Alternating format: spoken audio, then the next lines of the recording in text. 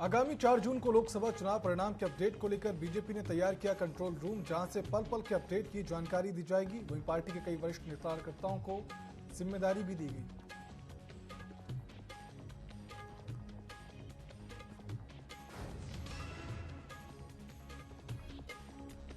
शहरी विकास विभाग की समीक्षा बैठक में मंत्रियों ने लगाई अधिकारियों को फटकार। सरकार की आमदनी बढ़ाने और लोगों को ज्यादा सुविधा मुहैया करने पर संबंधी विषयों पर की गई चर्चा।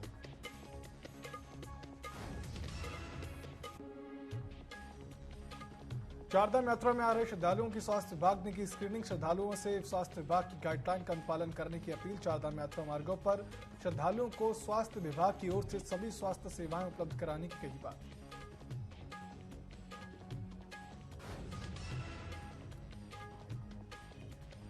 चार जून लोकसभा चुनाव के नतीजों के लिए मतगणना होनी है। ऐसे में सुरक्षा के लिए आज से पुलिस प्रशासन पूरी तरह से मुस्तैद। एसएसपी और एसपी ने मतगणना स्थल का स्थलीय निरीक्षण कर व्यवस्थाओं को जाना।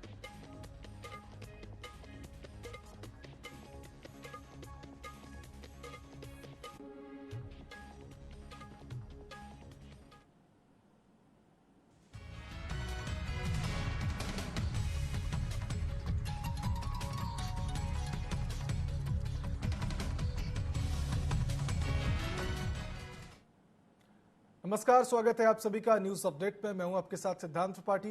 रुक करते हैं खबरों की ओर, जहां भीषण गर्मी में हर तरफ स्वच्छ पानी को लेकर हाहाकार मचा हुआ है। टनकपुर के सरकारी रोडवेज बस स्टेशन पर लगी पानी की टंकियां पिछले 4 दिनों से सूखी पड़ी हुई हैं। इसमें पानी नहीं होने के कारण यात्रियों और स्थानीय दुकानदारों को काफी समस्या का सामना करना पड़ रहा है।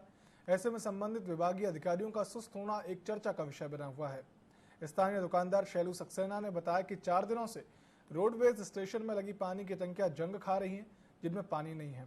प्यास बुझाने के लिए उन्हें काफी दूर लगे सरकारी हैंडपंप से पानी ढोना पड़ रहा है।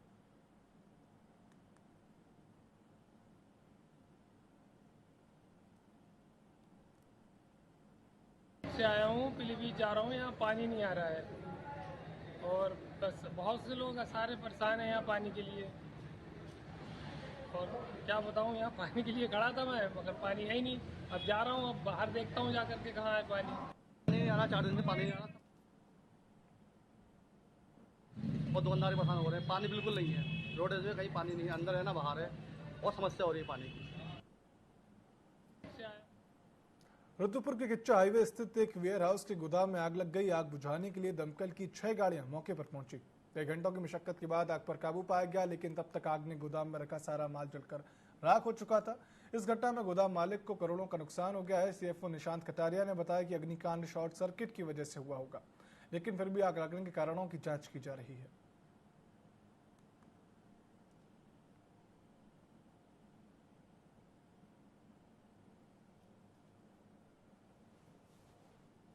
जैसी हमें सूचना प्राप्त हुई वैसे ही तुरंत हमने रुद्रपुर फायर स्टेशन से 2 गाड़ियां निकाल दी। उसके साथ साथ हमने अपनी किच्छा यूनिट से 1 गाड़ी बुलाई, पंतनगर फायर स्टेशन से 1 गाड़ी बुलाई और एक हमने गदरपुर से बुलाई थी।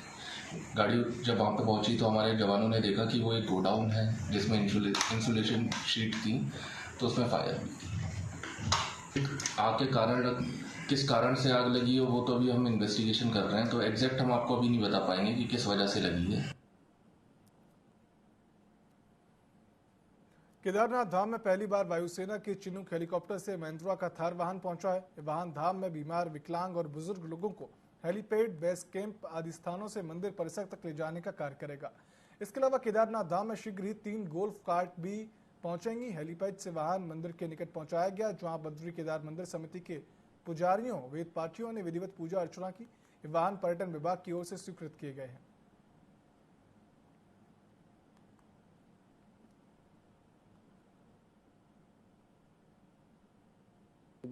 केदारनाथ धाम जो है हमारा धीरे धीरे वहाँ पे विकास के समान कार्य किए जा रहे हैं केदारनाथ धाम में। तो यात्रियों की सुविधाओं को और बढ़ाने के लिए, वहाँ पर मूवमेंट को और थोड़ा स्मूथ करने के लिए, जो बुजुर्ग लोग होते हैं, विकलांग लोग होते हैं, या फिर जो हमारे साधु संत होते हैं, उनको एक जगह से दूसरी जगह अगर जाना है केदारनाथ में किसी स्थान पर, तो उनके लिए केदारनाथ में थार, महिंद्रा की थार पहुँचाई गई है, जिससे कि यात्रियों को और सुविधाएं बेहतर मिल सकेंगी। काशीपुर में अवैध खनन के खिलाफ चलाए जा रहे अभियान से खनन माफिया बुरी तरह से बौखलाए हुए हैं। ऐसे में खनन माफियाओं ने अब व्हाट्सएप ग्रुप बनाकर वन विभाग की प्राइवेसी भंग करनी शुरू कर दी है।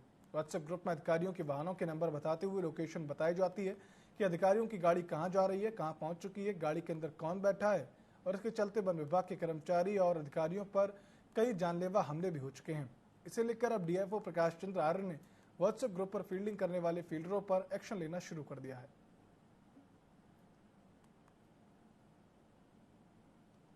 हम लोग हमारी टीम की और हमारी जो है रेकी करते हुए लोग फील्डिंग कर रहे हैं और उसके बाद में सूचना आगे दे रहे हैं, जिससे कि हमारी निजी जो हमारी यात्राएं हैं उसको भी सूचनाएं लोग अपने ग्रुप में शेयर कर रहे हैं, जिससे कि हमारे जो सुरक्षा पे हमारी टीम की सुरक्षा पे बड़ा काफ़ी एक प्रश्न लगा हुआ है। और इसी क्रम में हम जो है बीच में भी पता चला था कि जैसे 2 फील्डर कहीं पे जो है हमारी फील्डिंग कर रहे हैं, तो उसको हमारी टीम ने पकड़ लिया था, तो उनकी मोटरसाइकिल बरामद कर रखी है। देहरादून में चर्चित सत्येंद्र सहानी आत्महत्या का मामला सुर्खियों में है। इसे लेकर बीजेपी महानगर अध्यक्ष सिद्धार्थ अग्रवाल ने पीड़ित परिवार से उनके घर पर जाकर मुलाकात की। उन्होंने पीड़ित परिवार का हौसला बनाए रखने को कहा। उन्होंने कहा कि सरकार उनके साथ है और पुलिस अपना काम पूरी जिम्मेदारी से कर रही है। साथ ही उन्होंने यह भी कहा कि देहरादून एक शांत क्षेत्र है, यहाँ पर ऐसी घटना होना निंदनीय है, यह हम सभी के लिए बहुत दुख की बात है। उन्होंने कांग्रेस को हिदायत देते हुए कहा कि एक व्यक्ति की जान गई है, इस मामले पर कांग्रेस राजनीति करना बंद करे।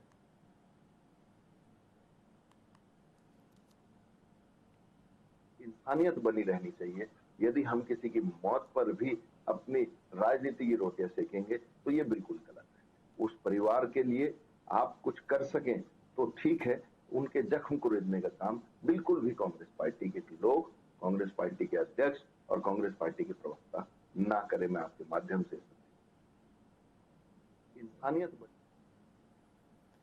उत्तराखंड में पिछले कुछ सालों से ऑर्गेनिक खेती पर काफी फोकस किया जा रहा है। प्रदेश में ऑर्गेनिक फसलों की मांग भी बढ़ने लगी है। वहीं कृषि सचिव विनोद कुमार सुमन ने बताया कि सरकार ऑर्गेनिक खेती की दिशा में किसानों को हर संभव बेहतर सुविधा मुहैया करा रही है। यही वजह है कि बीते सालों में उत्तराखंड में जैविक खेती का दायरा भी बढ़ा है।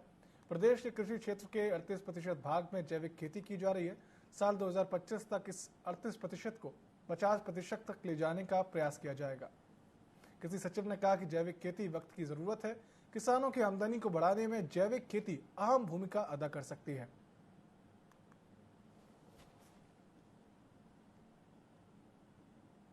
देखिए, हमारे उत्तराखंड में ऑर्गेनिक खेती को लगातार बढ़ावा दिया जा रहा है। इस समय तक लगभग 4,80,000 किसान हमारे ऑर्गेनिक खेती से जुड़े हुए हैं। 2,26,000 हेक्टेयर पे हम खेती कर रहे हैं।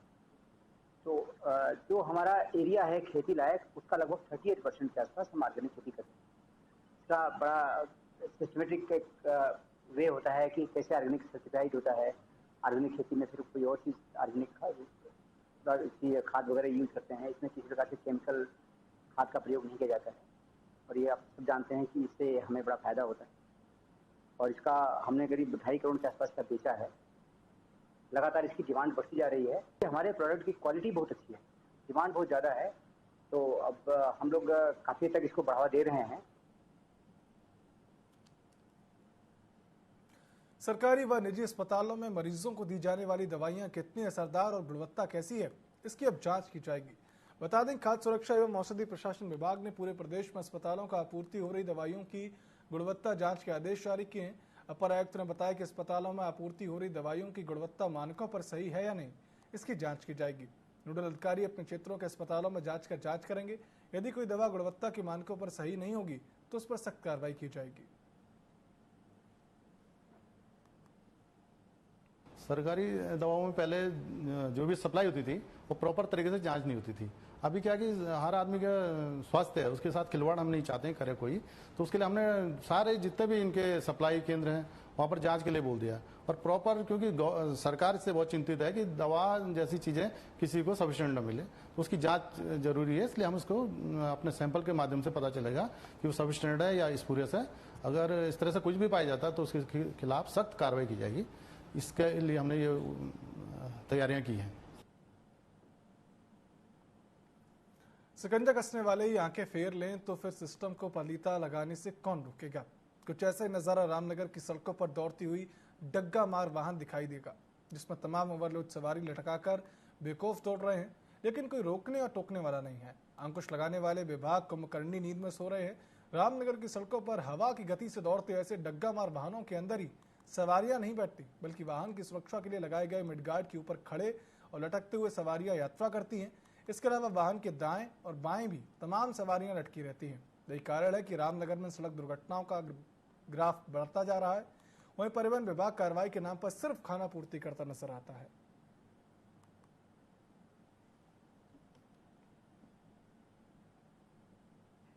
इधर मसूरी के ग्राम दबियाना के आसपास के जंगल में देर रात को भीषण आग लगने से हड़कंप मच गया।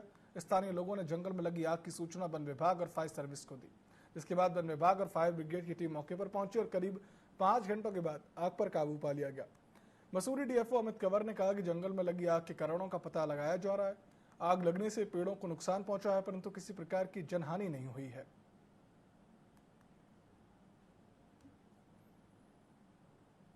वहीं कई राज्यों में इस समय प्रचंड गर्मी पड़ रही है। देश के कई शहरों में रिकॉर्ड तोड़ तापमान दर्ज किया जा रहा है। लोग गर्मी के प्रकोप से परेशान और बीमार पड़ रहे हैं और कई जगहों पर हीट वेव का रेड अलर्ट जारी किया गया है। ऐसे समय में हरिद्वार के तीर्थ पुरोहितों ने गंगा में खड़े होकर भगवान सूर्य नारायण की पूजा की। भगवान सूर्य नारायण की उपासना करके उन्हें अपने ताप को कम करने का अनुरोध किया है। मौजूदा समय में नौतपा 25 तारीख से शुरू हो चुका है, जो कि 2 जून 2024 तक चलेगा। उन्होंने सूर्य नारायण से मानव जाति के साथ वन्य प्राणियों पर भी अपनी कृपा बनाए रखने का आग्रह किया। जलते जंगलों और पहाड़ों के बारे में बात करते हुए उन्होंने श्रमिक वर्गों को राहत देने के लिए सूरज को अपनी तपिश को कम करने की प्रार्थना की है।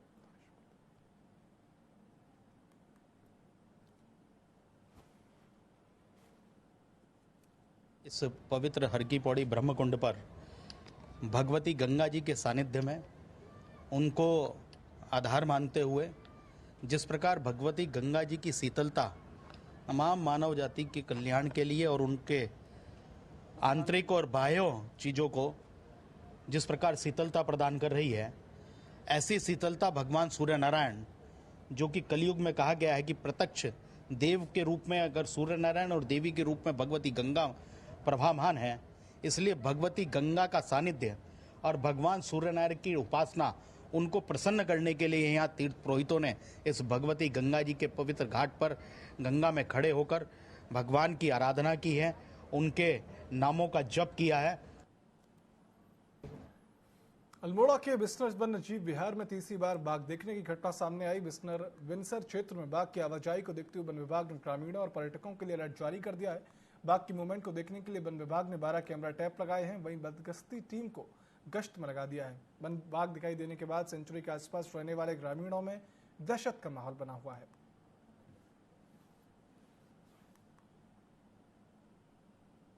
टाइगर का मूवमेंट बिंसर में देखा गया है और लगातार ये तीसरी मूवमेंट है बिंसर में टाइगर देखा जाना। तो इसके एवज में हमने पूरे बिंसर क्षेत्र में 12 कैमरा ट्रैप लगाए हुए हैं और उसके लगे रेंजों में भी कैमरा ट्रैप लगाए ताकि हमें पता चल पाए कि यहाँ लगातार रह रहा है या बीच बीच में कॉर्बेट रानीखेत रामनगर होते हुए आता है, इससे कंफर्म हो जाएगा। और इसके साथ साथ हमने बिंसर में आ रहे पर्यटकों को सावधान कर दिया है कि आप समय बेस में जंगल में जाते वक्त सावधानी बरतें। भारतीय किसान यूनियन के राष्ट्रीय प्रवक्ता सैकड़ों कार्यकर्ताओं के साथ मंगलौर के मन्नाखेड़ी गांव पहुंचे, जहां उन्होंने जनसभा को संबोधित किया। इस दौरान किसानों ने उनका जोरदार स्वागत किया। इस बीच उत्तराखंड में किसान संगठन को मजबूत करने के लिए राजनीतिक किसान यूनियन संगठन के सैकड़ों कार्यकर्ता भाकियू में शामिल हुए। जनसभा में किसानों ने कहा कि उत्तराखंड में किसानों के साथ अलग तरह का व्यवहार किया जा रहा है। सरकार उत्तराखंड के किसानों का शोषण करने में लगी है। राष्ट्रीय प्रवक्ता ने सरकार को आड़े हाथों लेते हुए जमकर बरसे। उन्होंने सरकार पर आरोप लगाते हुए कहा कि 2047 तक किसानों की 70% कृषि भूमि को उद्योगपतियों के हाथ में देने की साजिश चल रही है। उन्होंने कहा कि किसानों को उनकी फसल की उचित मजदूरी नहीं दे पा रही है, मुआवजे के नाम पर भ्रमित किया जा रहा है और इसलिए किसान अब अपने हक के लिए खुद ही सड़कों पर उतरेंगे। जावे संगठनों को मजबूत करो, एक आंदोलन देश में फिर होगा।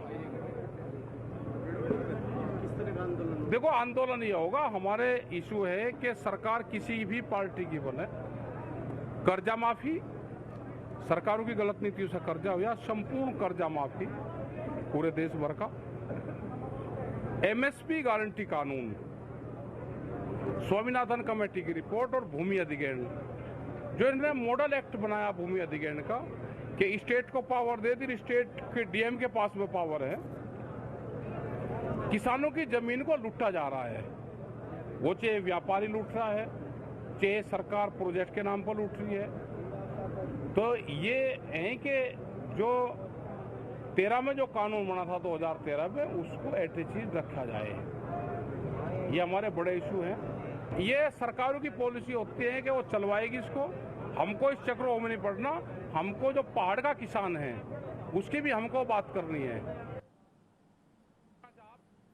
देहरादून के राजपुर थाना क्षेत्र से दुष्कर्म का एक मामला सामने आया, जहां चोरी के मामले में विवेचना कर रहे मयूर विहार चौकी इंचार्ज ने पीड़ित महिला से दुष्कर्म किया। पीड़िता के मुताबिक फरवरी 2023 में उनके घर में चोरी हुई थी, जिसकी जांच मयूर विहार के चौकी इंचार्ज मनोज भट्ट कर रहे थे।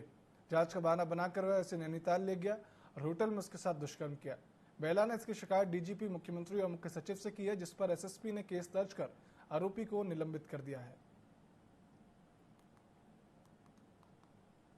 थाना राजपुर पर एक पीड़िता के द्वारा एक एप्लीकेशन दी गई थी, जिसमें कि उनके द्वारा जो चौकी इंचार्ज मयूर विहार थाना रायपुर, उनके ऊपर जो है अनैतिक कृत्य के आरोप लगाए गए थे। तो उनके एप्लीकेशन पर कार्रवाई करते हुए तत्काल उसमें जो है 376, 354 और अन्य धाराओं में जो है एफआईआर पंजीकृत की गई है चौकी प्रभारी मयूर विहार के विरुद्ध। उनको जो है तत्काल प्रभाव से निलंबित कर दिया गया है। और इसकी तफ्तीश की जो पर्यवेक्षण है वो भी हमने जो हमारी लेडी सीओ ऑफिसर हैं सीओ प्रेमनगर, उनके सुपुर्द किया गया है।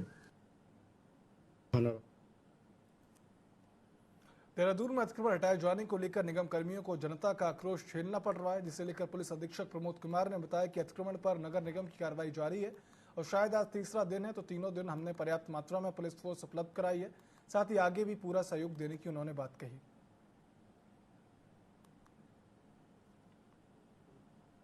तो अभी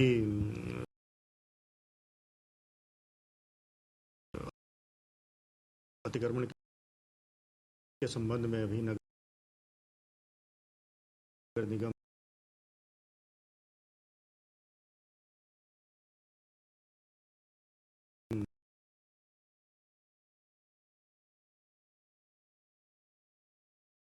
के द्वारा जो है कार्रवाई की जा रही है और शायद तीसरा दिन है, तो 3 जा रहा है और परसों भी सुरक्षा के लिहाज से पूरी तरह से मुस्तैद है। एसएसपी अजय सिंह और एसपी सिटी प्रमोद कुमार ने मतगणना स्थल का स्थलीय निरीक्षण कर व्यवस्थाओं को जाना।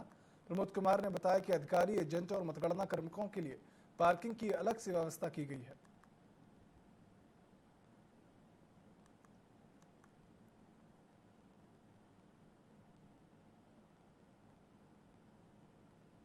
पार्किंग जो कि अधिकारी हैं, एजेंट हैं और जो मतगणना कार्मिक हैं, उनकी पार्किंग के जो स्थल हैं वो भी चिन्हित किए गए हैं। साथ ही साथ जो हमारे मतगणना के एजेंट होंगे उनको जो परिचय पत्र प्रदान किया जाएगा उसके लिए भी जगह चिन्हित कर ली गई है। अधिकारियों की गाड़ी कहाँ पार्क होंगी वो जगह भी चिन्हित कर ली गई है। साथ ही साथ जो हमारी बैरिकेडिंग है उसका भी काम कल हम लोग ने सुपरवाइज किया था, तो वो अभी थोड़ा बचा हुआ है, तो उसको भी पूर्ण करने के निर्देश जो है पीडब्ल्यूडी के जो भी ठेकेदार हैं उनको भी दे दिए गए हैं। पार्किंग उत्तराखंड में शहरी विकास विभाग के कामकाज को लेकर शहरी विकास मंत्री प्रेमचंद अग्रवाल ने अधिकारियों के साथ समीक्षा बैठक की है। इस बैठक में सरकार की आमदनी बढ़ाने और लोगों को ज्यादा सुविधा मुहैया कराने के लिए संबंधी विषयों पर चर्चा की गई। इस दौरान शहरी विकास मंत्री में बैठक में मौजूद अधिकारियों को जमकर फटकार भी लगाई गई। शहरी विकास मंत्री ने कहा कि प्राधिकरण अच्छा काम जरूर कर रहे हैं, लेकिन प्राधिकरण की पहली प्राथमिकता है कि जनता को कमाए गए रेवेन्यू से लाभ कैसे दिया जाए। मेरे आवास से संबंधित जो भी अपने सेक्शंस थे उनसे हमने बातचीत की है, कैसे हम अपनी सरकार का रेवेन्यू बढ़ाएं, कैसे हम जनता को सुविधाएं दें। इन सभी बिंदुओं पे हमने लगभग 3.5 घंटे बैठ के हमने चर्चा की है। पूरे विकास प्राधिकरण, चाहे हमारे एमडीडी हो, एचआरडी हो, झील विकास प्राधिकरण हो या फिर हमारा उधम सिंह नगर प्राधिकरण हो, उनमें सबसे हमारी खुल के बात हुई है कि आप अपने सरकार का ज़्यादा रेवेन्यू कैसे हमें मिले, यानी नक्शे हम कैसे पास करें। नक्शे पास करने के लिए हमने ऑनलाइन मांगते ही हैं, 15 दिन हमने आवासीय के लिए और 30 दिन के लिए व्यावसायिक नक्शे हमें पास करने हैं और एक ही बार में हमें आपत्ति लगानी है ताकि जनता को परेशानी ना हो। मेरे आवास से संबंधित जो भी चारधाम यात्रा में आ रहे श्रद्धालुओं की स्वास्थ्य विभाग लगातार स्क्रीनिंग कर रहा है। स्वास्थ्य विभाग के सचिव डॉक्टर आर राजेश कुमार ने चारधाम यात्रा में आ रहे श्रद्धालुओं से स्वास्थ्य विभाग की गाइडलाइन का अनुपालन करने की अपील की। स्वास्थ्य सचिव ने बताया कि विभाग की ओर से अब तक 2,08,000 से ज्यादा श्रद्धालुओं की स्क्रीनिंग की जा चुकी है, जबकि चारधाम यात्रा मार्गों पर 12 स्क्रीनिंग सेंटर बनाए गए हैं। इसके अलावा 180 चिकित्सकों की तैनाती भी की गई है।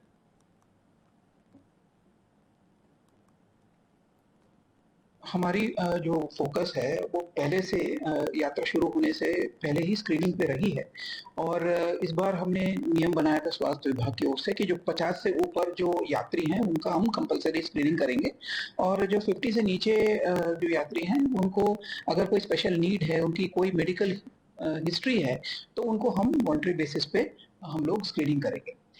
50 से ऊपर यात्रियों का लगभग 87,000 से ज़्यादा यात्रियों की हमने स्क्रीनिंग कर दी है और लेस देन 50 1,27,000 यात्रियों की हमने अभी स्क्रीनिंग की है। जो यात्री जो 50 प्लस हैं और खासकर कोमॉर्बिड हैं उनसे हम एक अंडरटेकिंग ले रहे हैं जिसमें ये मेंशन किया जा रहा है। देहरादून में पिछले कुछ दिनों से अतिक्रमण पर लगातार नगर निगम की कार्रवाई जारी है। कार्रवाई को लेकर भाजपा महानगर अध्यक्ष सिद्धार्थ अग्रवाल ने कहा कि कार्रवाई उन लोगों की जिंदगी को बचाने के लिए की जा रही है जो नदी में आकर बस गए हैं, जिन्हें कुछ लोगों ने बरगलाकर नदी में बसा दिया है। उन्होंने कहा कि देहरादून अतिवृष्टि वाला क्षेत्र है और मानसून भी आने वाला है, आगे कोई अप्रिय घटना ना हो, इसी को लेकर अतिक्रमण की कार्रवाई की जा रही है। कांग्रेस इस पर भ्रामक अफवाह फैला रही है कि सभी बस्तियों पर कार्रवाई की जा रही है। उन्होंने कहा कि कांग्रेस अपना राजनीतिक फायदा इसमें ना ढूंढे।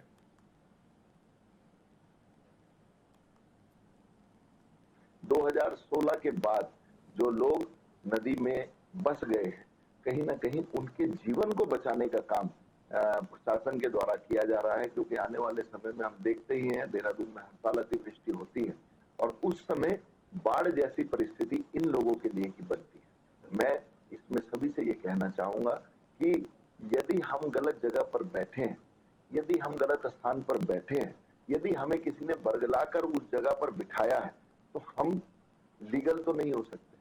मेरा इसमें ऐसा निवेदन है कि हम सब इस परिस्थिति में, देखो जिसका घर उजड़ता है उसको दिक्कत तो थोड़ी होती है, लेकिन आने वाले समय में आपकी जान माल का नुकसान ना हो इसके लिए ये कार्रवाई की जा रही है। मेरा ऐसा निवेदन है कि कांग्रेस के लोग इस पर अपना जो भ्रामक प्रचार हमारे देहरादून की बस्तियों में फैलाकर अपनी रोटी सेकना चाह रहे हैं, वो इस काम को बंद करें। आगामी 4 जून को लोकसभा के चुनाव परिणाम के अपडेट को लेकर उत्तराखंड बीजेपी ने अपनी रणनीति तैयार कर ली है।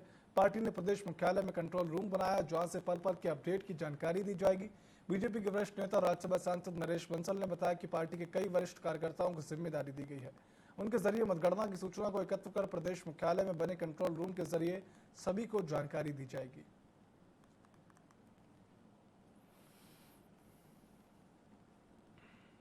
सारे जहां पर भी काउंटिंग है वहां के किसी न किसी प्रमुख कार्यकर्ता से जो उसके पास अपडेट सबसे पहले आएगा, उससे हमारा प्रदेश कार्यालय, जिला कार्यालय ये उससे जुड़े रहेंगे और उससे निरंतर अपडेट आता रहेगा, जो यहाँ फ्लैश भी होता रहेगा। सारे जहां पर न्यूज अपडेट में फिलहाल इतना ही। आप देखते रहिए टीवी 24। नमस्कार।